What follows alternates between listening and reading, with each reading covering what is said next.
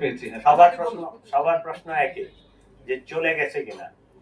আমি একজন দায়িত্বশীল কর্মকর্তা বাংলাদেশ গভর্নমেন্টের। আমি যখন একটা তথ্য দিব সেটা অথেন্টিক না হলে এই তথ্যটা আমি বলতে পারি না, ঠিক আছে? আপনাদের মতো আমিও এটা ফেসবুক সহ বিভিন্ন সোশ্যাল মিডিয়ায় দেখেছি।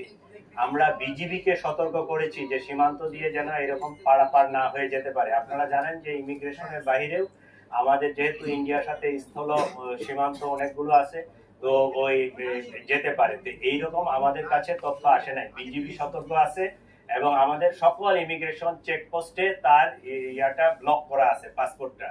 তো আমরা এইরকম কোনো তথ্য পাইনি, আমরা নিশ্চিত না।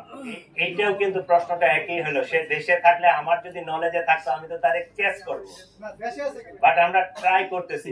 সে বিদেশে যেমন পালাইছে কিনা এই তথ্যটা আমাদের কাছে নিশ্চিত না, তাহলে আমরা ধরে নিব যে দেশে আছে। We are trying to net. এদেরকে আটক করা হলো আমাদের কাছে যেটুকু তথ্য, যে এরা ওই অপথে বলতে ইমিগ্রেশন চ্যানেলের না, ইমিগ্রেশন চ্যানেলের বাইরে চোরাই পথে মানব পাচার করে থাকে, সীমান্ত পারাপার করে থাকে।